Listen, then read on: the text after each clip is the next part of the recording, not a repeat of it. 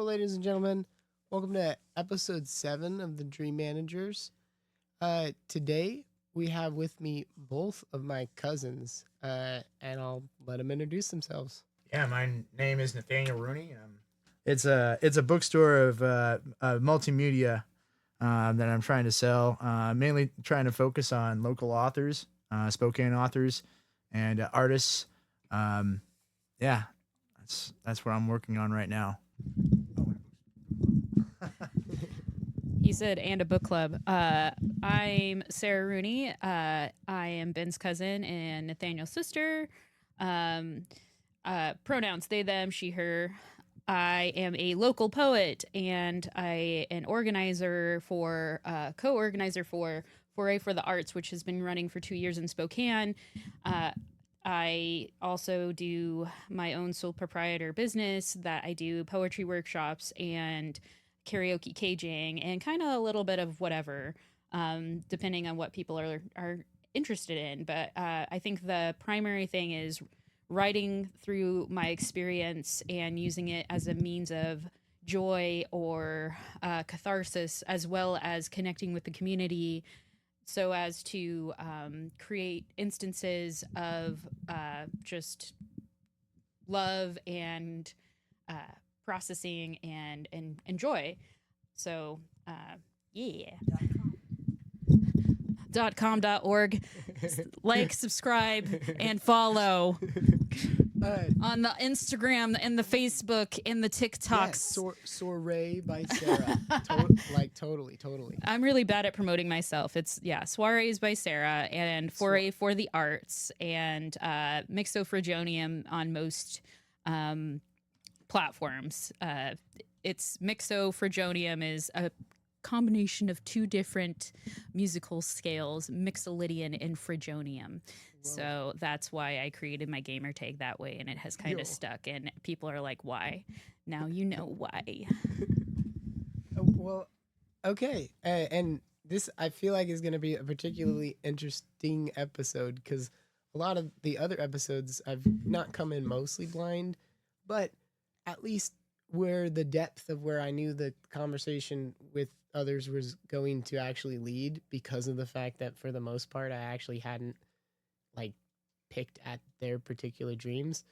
I'm heavily involved in both of your guys' things. Like, I'm helping Nano start his Curiosity Shelf, as well as I've been to several of Sarah's events, and cathartic to say the least. Like, it is definitely, the events foster such a warm community that the sense is just, you can't help but be vulnerable in that sort of sensitive surrounding, and it makes it so that I'm pretty well, this episode at least, abreast of a lot of the things that you guys are on, but I'm still gonna try to aim maybe the more core of what it is that you guys in your aspirations of what you guys are trying to do and contribute to the community, what it is that that how doing that is going to create a better now for everybody involved. So you're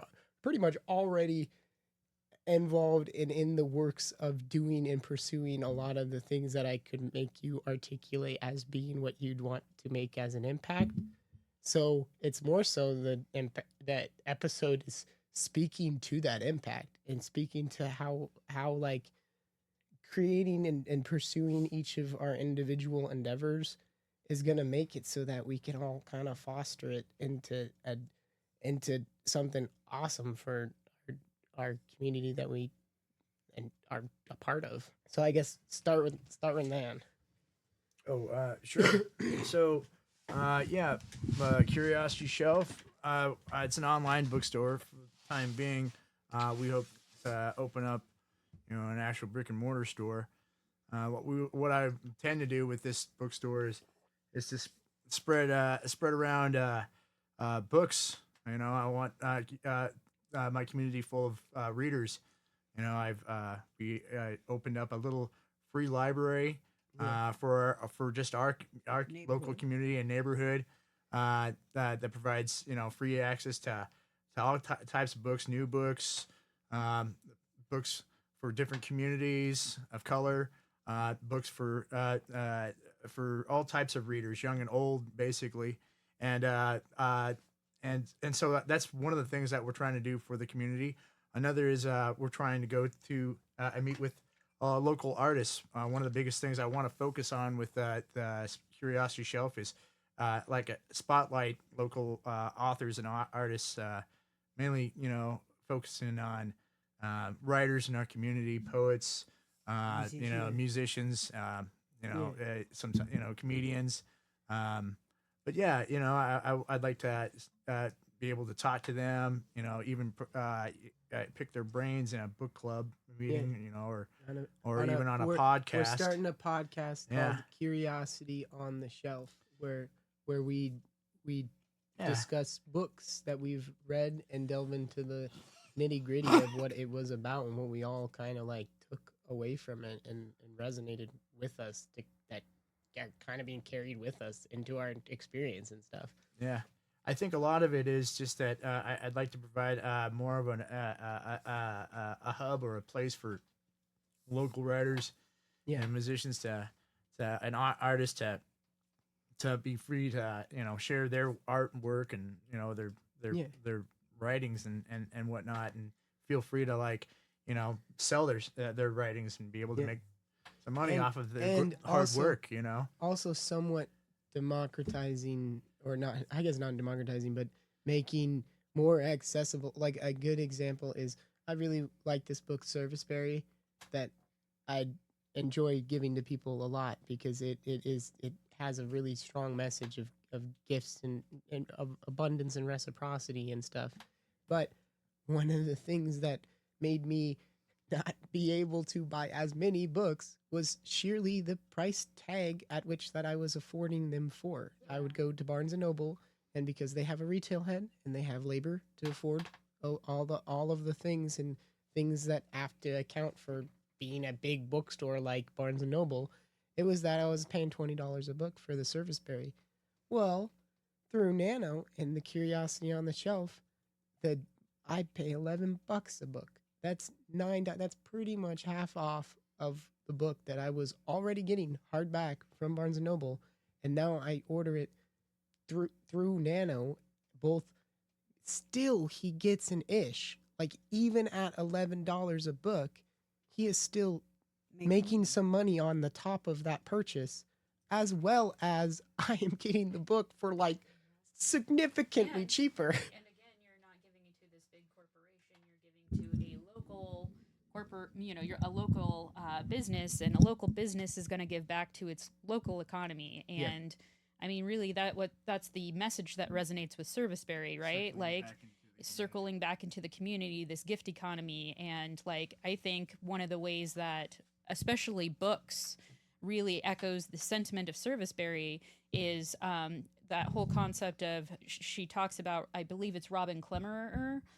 Robin Wall Kemmerer. She talks about a story about a hunter who ends up basically hunting and getting a surplus of meat, and the two different ways in which you can kind of invest that meat, be it invest it for the next winter through jerky, or invite the community over and have a big banquet where they can all eat. And the hunter talks about really investing in the belly of his brother. And I think knowledge and reading is one of the biggest investments in the belly of your brother. And it provides such a seedling for such wonderful things that can occur. And that's really, I think, through these community routes, what you're doing is, how can I put into this gift economy and invest in the belly of my brother in ways that can help my brother grow, and then create these intricate networks similar to a tree that can connect and kind of create this synergistic effect between each other to support us all. Yeah, which is what I'd like to do with Curiosity Shelf, as a free library, bringing around like books to the community, to fairs, and along top of selling books. I feel like the more access to knowledge, the better. In this culture that we're living in right now, where there's so much censorship.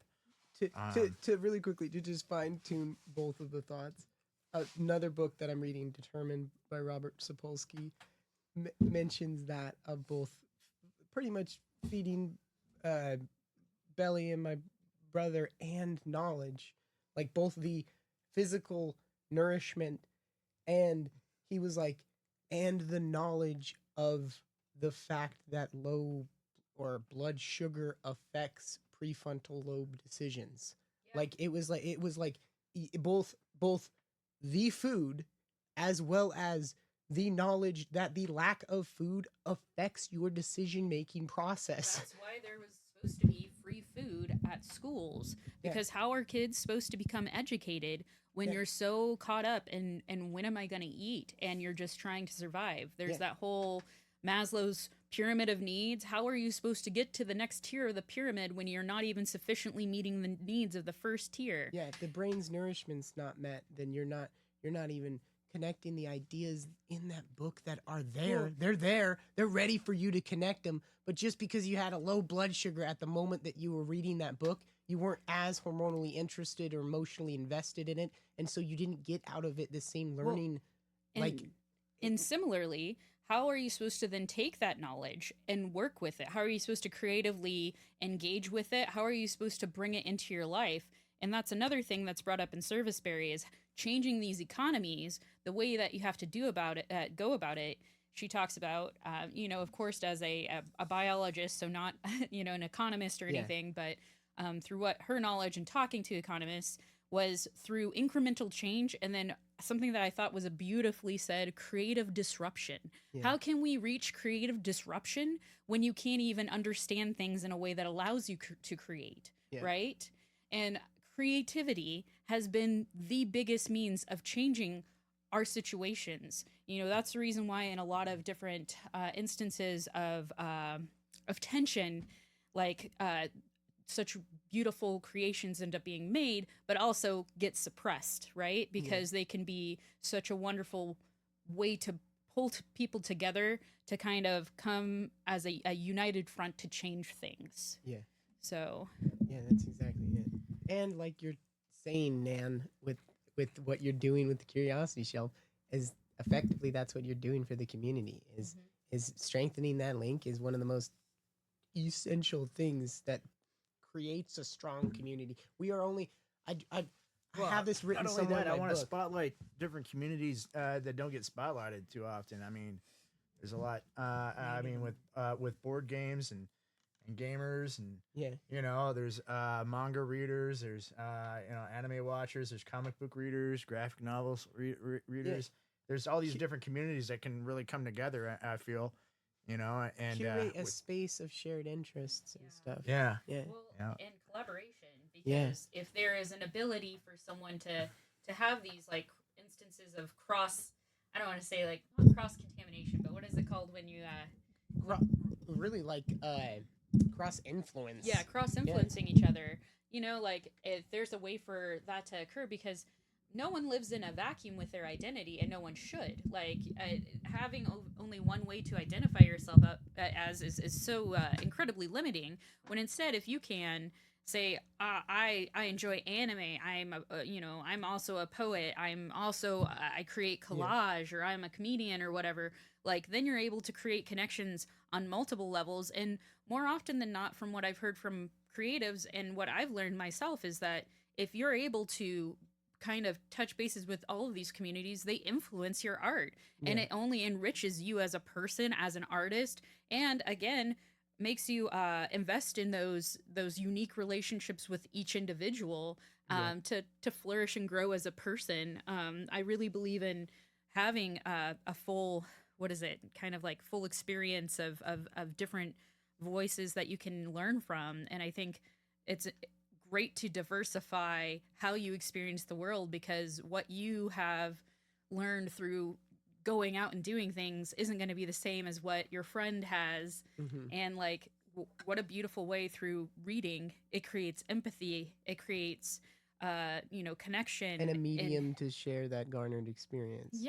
That's why we want to use that as part to start our book club too. I believe that a lot of different and cool and interesting books, like we were discussing with Serviceberry, would be super awesome to like delve into. You know, Yeah. I'd like to do one, especially on your book, Sarah, your poetry book.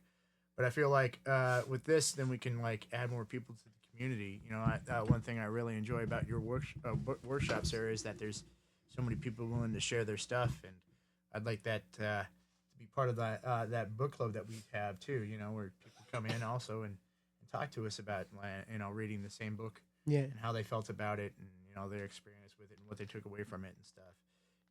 I'd also like to talk to local authors and spotlight them, and get in their heads on how they created their works, and Yeah. what they feel like their goal is, reaching out to the community, and how they feel that they can do that through their work, and which is what we're doing right now with your this discussion with you, Sarah, I believe.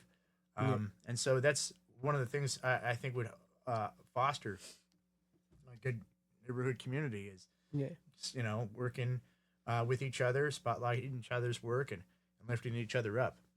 Yeah. So And- and on top of it, book donations is a big one. Us selling books, we're also accepting all kinds of donations because we donate back to the community as well. Yeah. On top of the free library, I'd like to work with some other of the groups in our community too. I tried to I contacted Books for the Incarcerated. I'd like to work with them. There's a couple of others, especially like for the schools, where we can get some school books and stuff. Yeah. Some of the classes that need it for their reading courses and stuff. One of the things I'd like to work with, which is one thing I've been spotlighting on there on my blog, is just book, movie, and board game reviews. I feel like if we review them more and give them more a spotlight, then we can actually like talk about them, and maybe more people would be interested in them.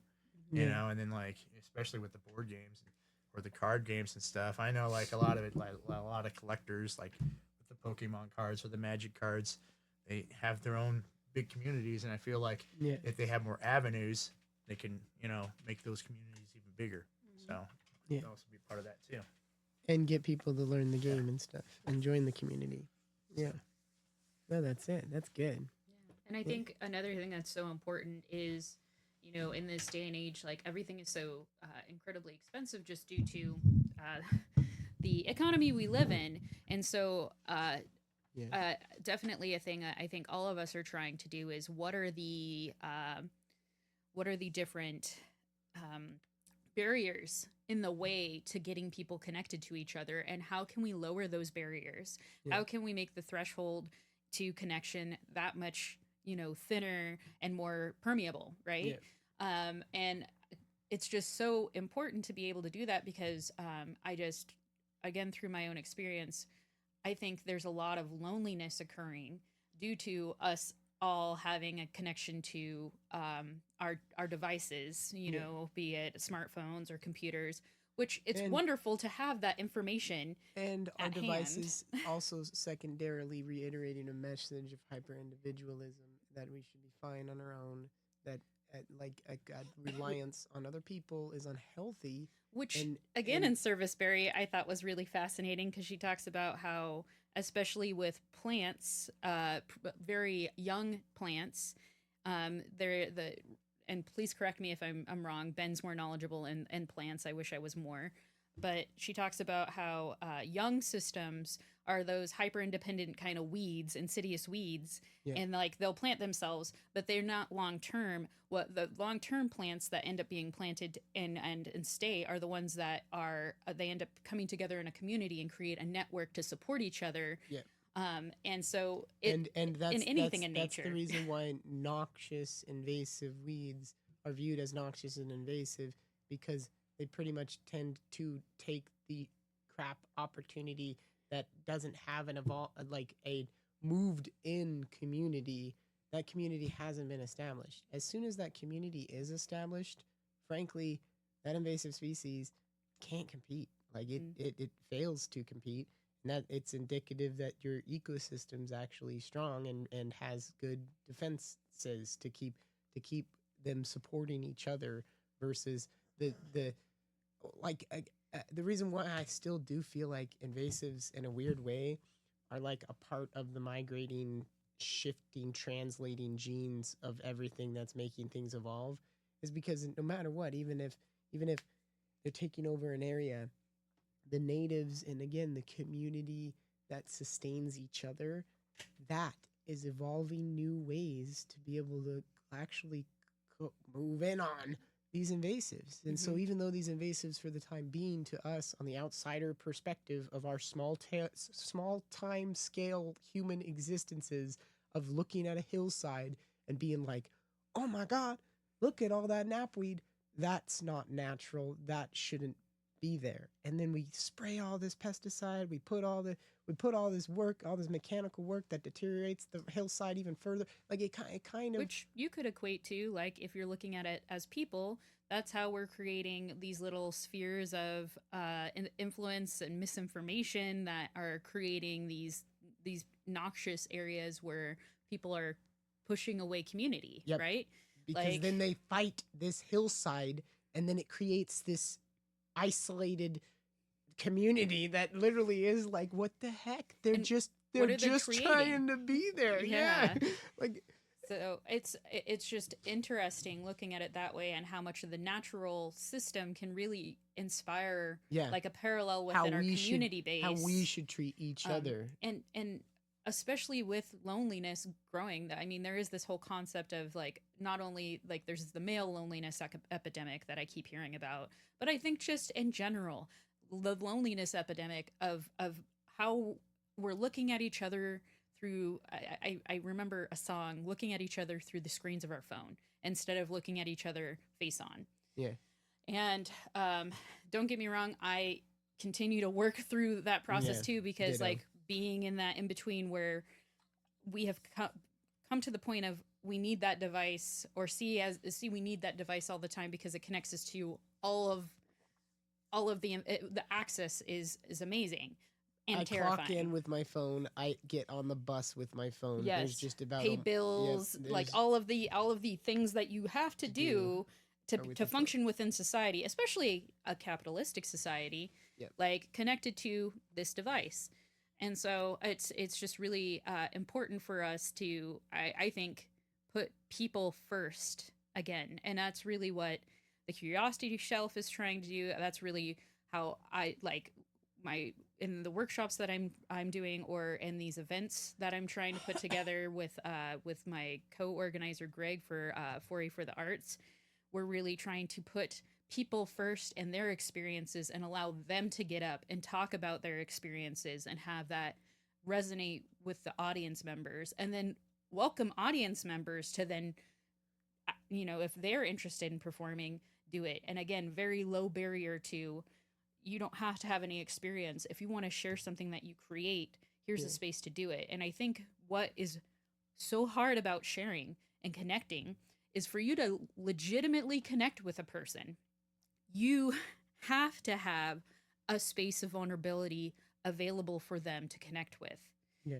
It's really hard for you to show your belly to someone and be like, oh, it's fine, without the equivalence of that, without like you showing it to first, which is also that's what there's this book, Give and Take, by Adam Grant.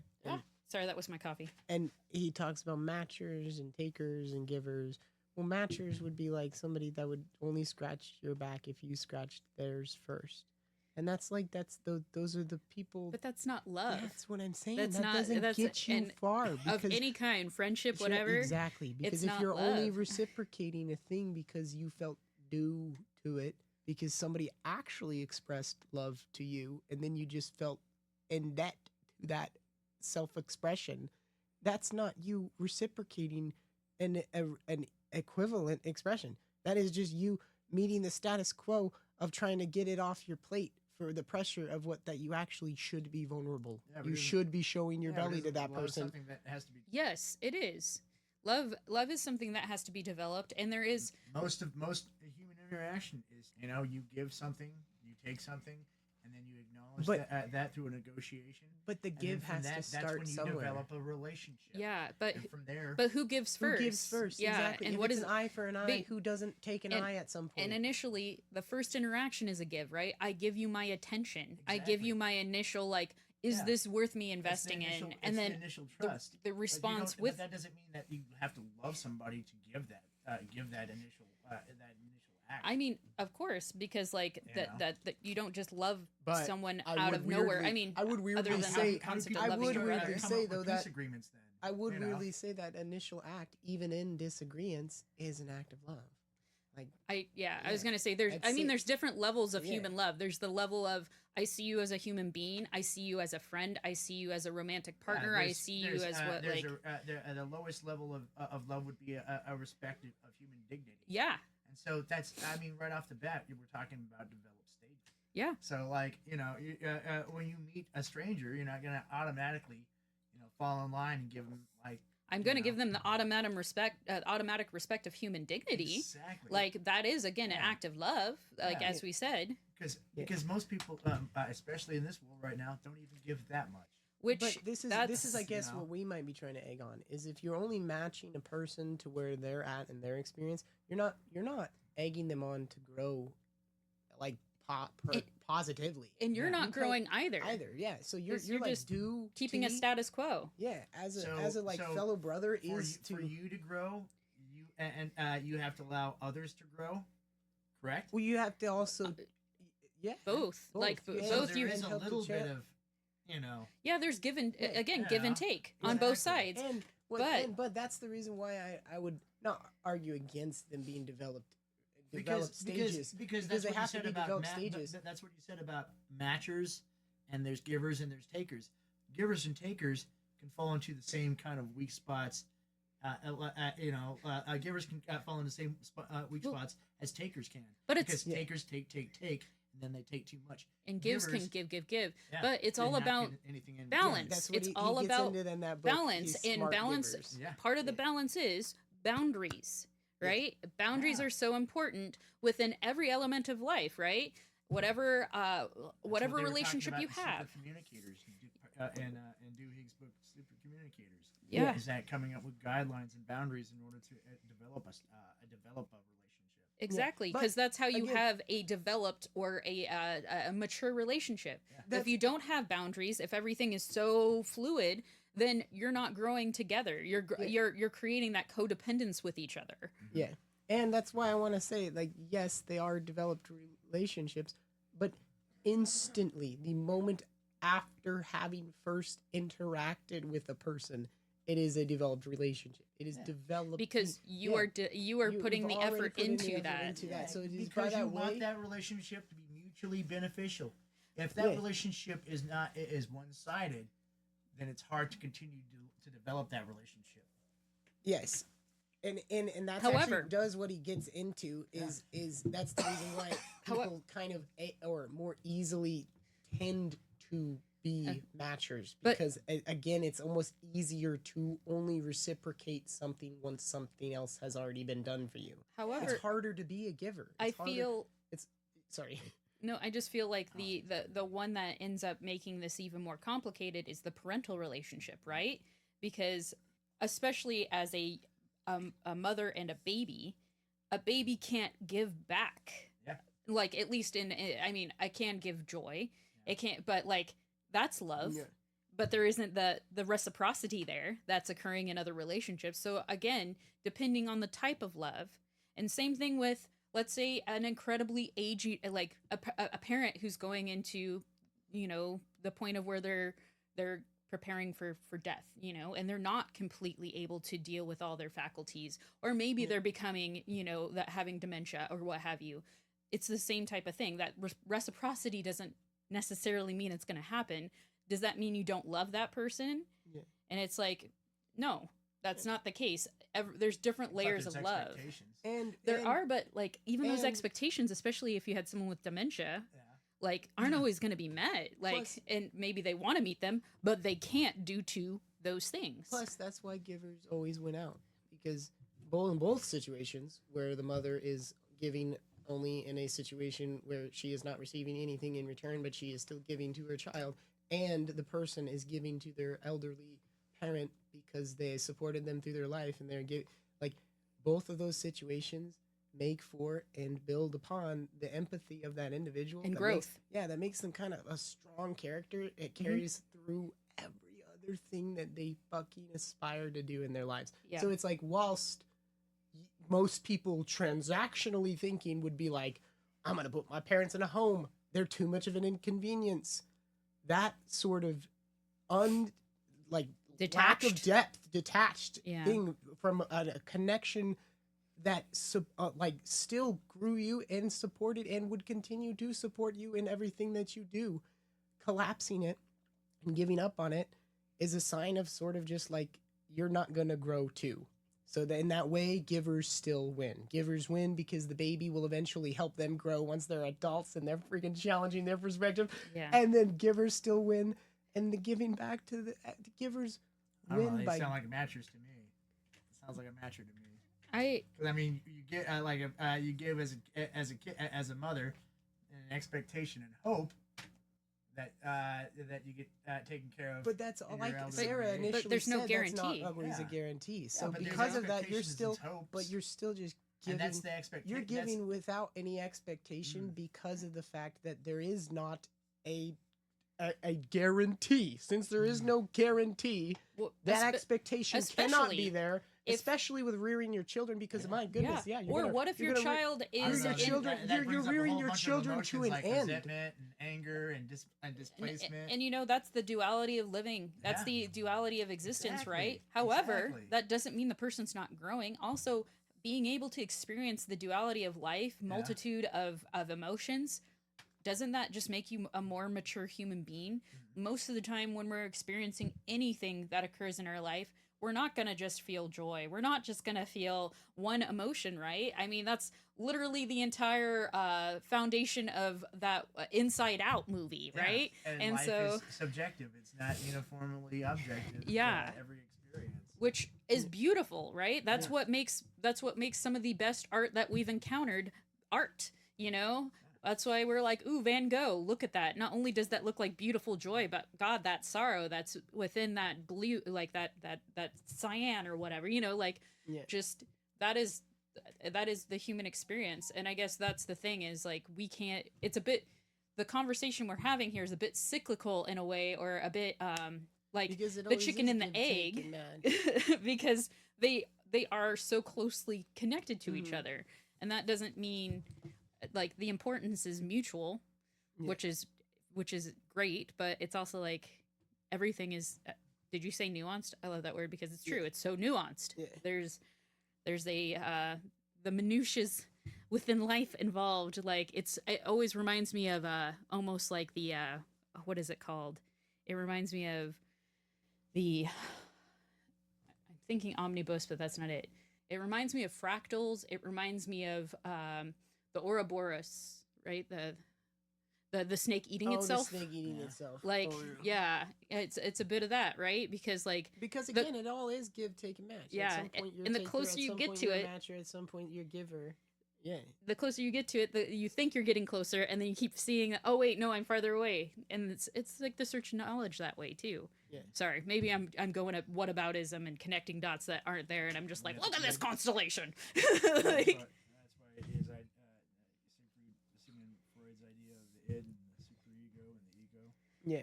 Yeah. And the superego, isn't that being like society's expectation? Superego, is your moral idealism.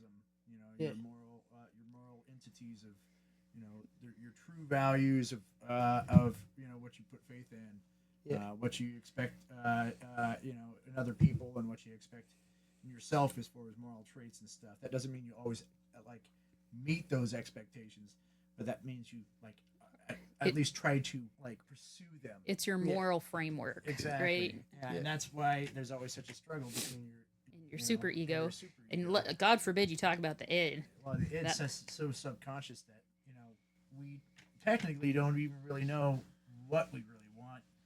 You know, we get glimpses of it, I think, and I think that's part of our dreams. We also don't we don't feel making our decisions. The Determined book, again, it's about free will and stuff, but like there's a science experiment that really goes into your neurons. even have free will? Well, in your Because we neurons, don't. they fire before you are conscious of Yeah. your choice and your free will decision. So in that way, it's pretty much like you are experiencing your choices. Your choices are already firing off the way that circumstance, life, all of The what environment the you've grown environment in. that you grew up in. Yeah. Split second. Everything's All you just can really do is prepare for something. prepare for that experience because you're on the ride and you're experiencing it and you're like, oh my god, here we go. Oh my Well, that's like, not to sound so woo woo, but like that's But- why like I personally believe that we're all like universes.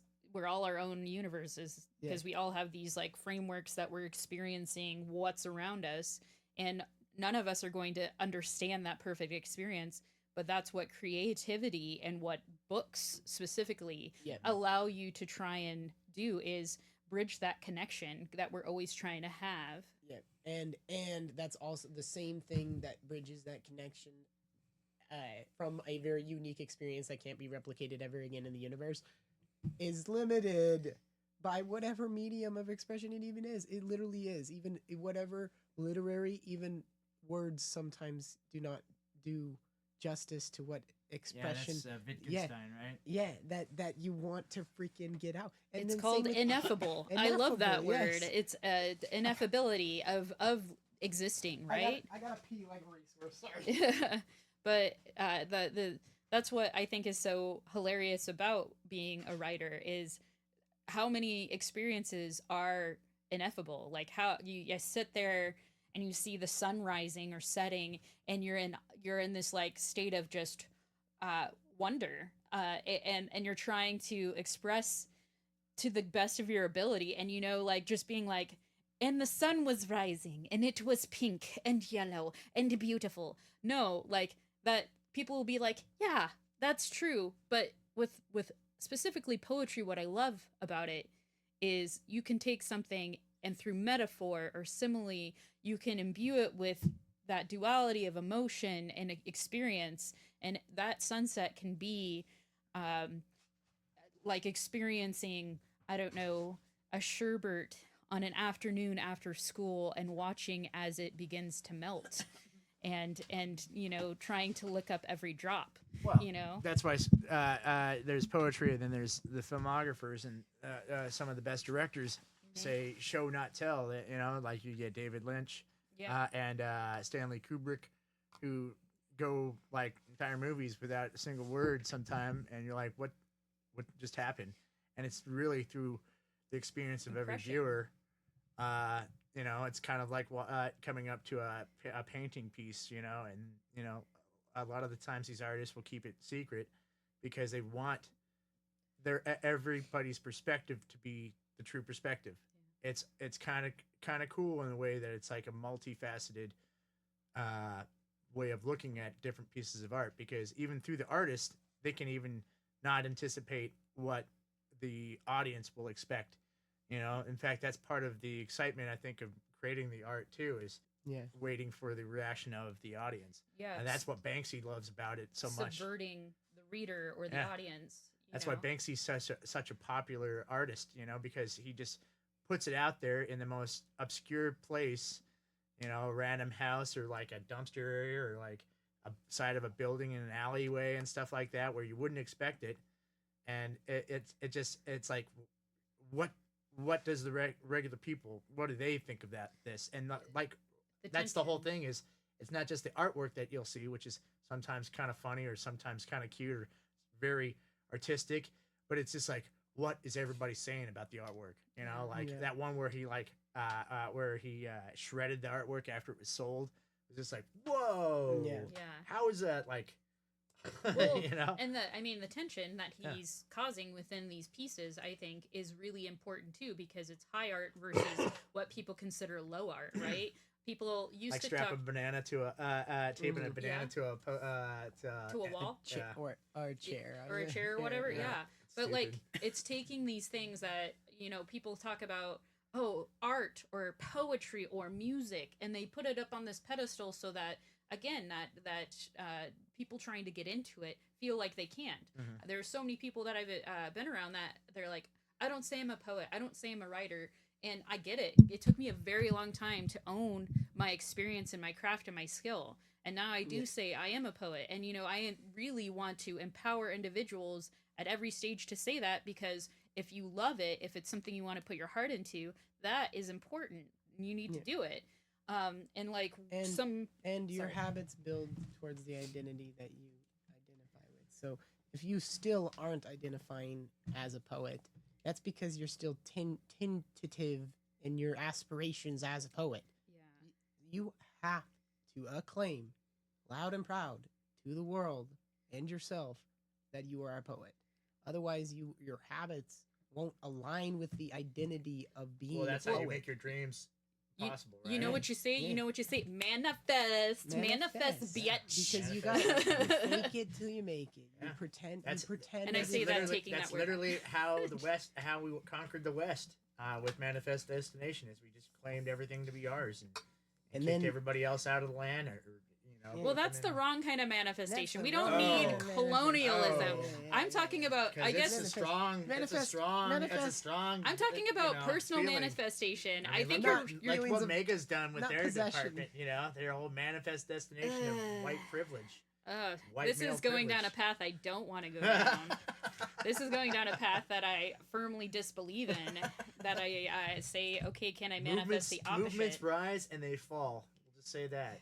And this movement, I believe, is on its way down instead of going up. Yeah, well, that's truly, because what our hopes can be. The sentiment has shifted finally drastically so far, like to, oh wait, we actually can't support this kind of like fast, very fast. It went from they had this just hard set base to now it is shaking and quivering, and that's what they're shaking in their boots for, because they're afraid of the midterms when we're gonna come up and speak our truth and our voices. And only print out so much money. Exactly, and they can only gerrymander the districts as much as they can. Like, so it literally is. You can only scare us with their Gestapo ice forces for so long. Yeah. I'm gonna put a break on this because this went from dreams to nightmares real quick. And you have obligations at noon that you have to tend to soon, right? Obligations at noon. So I think we probably do have to wrap up. But what I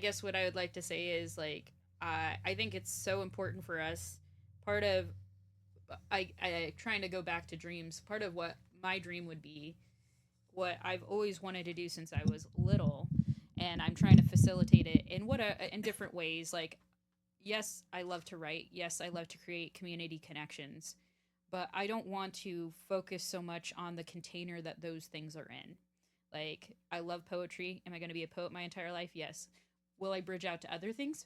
Possibly. And that can only enrich my poetry. I don't want to have those be in containers with a specific label. The other thing is, what is more important to me is the impressions I leave on the people I connect with. Yeah. And I feel like I've already been successful because I used to say, if I can at least change one person's life positively, then I've succeeded in life. And I've had people come up to me, like people who I have close relationships with in family. I have people that I've, have read my book or my poetry book, Mother Media, or I've had people who've come up to me after these 4A events and said, wow, like, this really changed my life, or like I felt like I echoed the sentiment, or I feel so seen, because you have people of every kind of experience coming to these. And I feel like I don't get to express myself this way, or I can't be out to my family, or I feel like if I say something, it's not going to be seen as important, and like facilitating spaces where they can do that.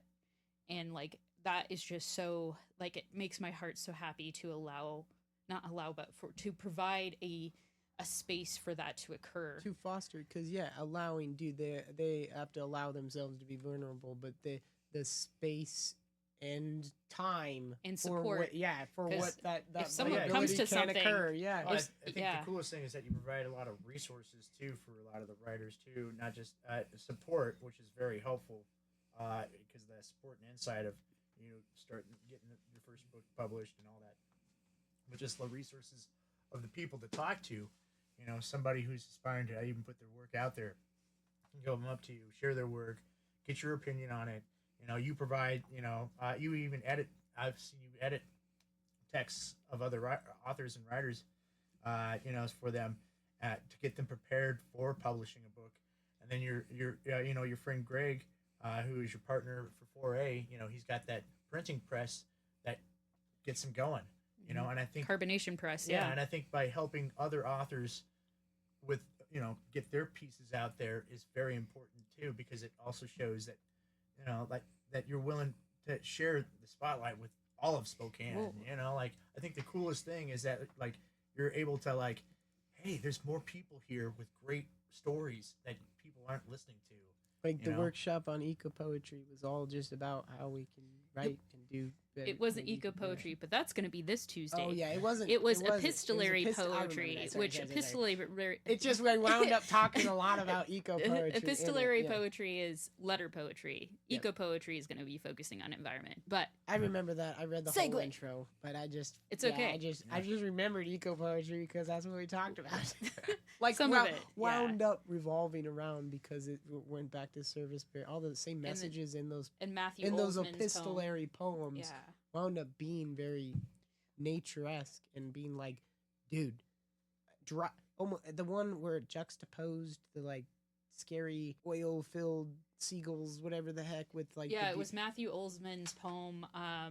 What is it called? It's letter to people 50 years in the future or something like that. I probably am citing it wrong, but which everybody also mentioned in the discussion that it could have been written 50 years ago as well as to us now. And so again, it's that how much does something resonate with you, and that brings me to the concept of the luminous particular. Always write from your personal experience, because the more particular you can get in your experience, just like that filmographer or or cinematographer or whatever, or poet or writer, the more you write from your personal experience, the more the universal shows through. Yeah. Because it makes you echo it more than you just talking about it in a very in a very obscure way, or just in a very surface way. But that's also I kind of have that not style but everything that I write out first is referenced to what's going on in my experience and me and my feelings and my emotions and stuff, and then it's I generalize it, because then I recognize I'm I'm not isolated and only being the only one who have ever experienced this emotion. But generalizing it sterilizes it, and on top of it, you're not going to have everyone else's experience. All you can do is recognize your privilege, recognize your experience, and either people will say that's similar to my experience, or that's not my experience, and that's surprising. And I get that, but with some people that are just stubborn to the bone, they'll hear mine and what they will take all those referential keywords and they will quickly come to a swift conclusion of, well, this is irrelevant to my experience. This is this author's experience, and this is how this author perceives. Well, that's why some self-help books resonate with others, and some don't. Because as soon as you disagree one thing with the author, you kind of shut. I even do not. That's why it's so important, I think, for authors to try new styles of writing, because I think it's kind of like that one book. What was that one book where he ended up surviving that plane crash? The book was called Hatchet. Oh yeah, it was Hatchet. About him having a hatchet, right? And the whole thing was just about him surviving that thing, Yeah. And that was the whole, that was the important part of it. Yeah, because the most important part was him finding the hatchet to be able to survive. Yeah. So, but yeah, in writing some of those things that you say, well, it's specific to me, it sometimes in some audience loses its credence, because then they quickly go. But then you can relate. But then with a story like that, like what I was trying to say, then you can relate to the experience with people. And not everyone is going to be your audience. Yeah. It's ultimately, no matter how much you try, you're not going to have everyone like what you're going to say. I've had writers that I respect and I will collaborate with, but their writing style or maybe what they're writing about doesn't resonate with me. Yeah. Like, not to the point of where I'm like on a moral level or whatever, like we disagree, but it's like that's just not the way I write or not the stuff that like I find engaging for me. But I recognize that it's different enough from my own and that it's important for them to be heard too, and that's great. Yeah. Like, we got to have a diversity in approaches and styles so that we have that, but like not everyone is going to look at my book and be like, yeah, I want to read that. Like, and I'm sure there's some people who are like actively, no, I don't want to because of the image on the front. Maybe they find it sacrilegious looking, or maybe some people find it really engaging and fascinating because it's, you know, an image of a Madonna with a broken television head and her holding a baby Jesus with a broken like smartphone that is the baby Jesus. Like, some people might say, oh, that's super sensationalist, yeah, and, aggressive, and, Yeah. and not nearly as user audience friendly as it could be, you know, media friendly as it could be. But, you know, like it's for me, it's how there's been this synthesis between how media and the things I've been, you know, ended up consuming through my upbringing has really created the voice that I have and has influenced how I perceive the world, be it through jazz or anime or whatever, you know, the you know, like the Bible. I personally am not religious, but like I still find it to be fascinating to interact with. It is a text that I still think is very important because it is part of, especially our Western like idea of what religion is to a huge point. So I like your title. I mean, your cover is really interesting because it does provide a shock value for one, you know, like, oh my God, but then it also kind of condenses in a picture, like you said, what you're trying to say with all your poems and stuff. Yeah. And so it's really interesting cover. You know? Trying to balance that familiarity You need of to do that with your next book too. I know, I'm trying to think of what, but anyway, yeah, sorry. I'm like, oh, but how will I do that? And the local artist who did that, Jenny Watson, amazing artist. She is, I think now, she was going to Evergreen. I don't know where she is now, but like really fabulous person. But I'm not sure who I'll collaborate for the next. But same type of thing. I really want to go local artists to make something. But that's the way really to go, is because again, staying local actually carves out this area's niche, because we in this area have like a very specific perspective to offer. And if we because if we keep gravitating towards the big names and the big promoted people in media, essentially we stick with the same similar ideas instead of actually getting the grassroots of what's out there locally. And that's why, for instance, this upcoming Spokane anthology, Downriver Deep Root, which we're going to release at Patera this Saturday, the 21st, from 4 to 7, we'll have 30 poets reading from the collection. That is really such a Spokane-focused piece. The cover art is done by a local artist. It's like the a fish. entire It's beautiful. anthology is done by like my co-founder Greg, who has Carbonation Press. Like, really amazing human beings, great editors, and that is such a Spokane experience. And like I think we really are proud to be where we are because we have that unique perspective of being near the Spokane River, like understanding how the indigenous culture has really imbued a lot of our awareness. A lot of our importance on like how like drastically everything with also climate change and the glaciers not slowly feeding the river throughout the year is going to affect it's not just expressing ourselves but helping to band together to face these wider issues, social justice wise as well as just environmental. We have to make sure we take care of our home. Yeah. Because this is all we have. But well, I suppose thanks for joining us, because we've got to wrap this one up because I know you've got things to do. Thanks for joining us, and thanks for joining us. We'll see you next time. See you next time.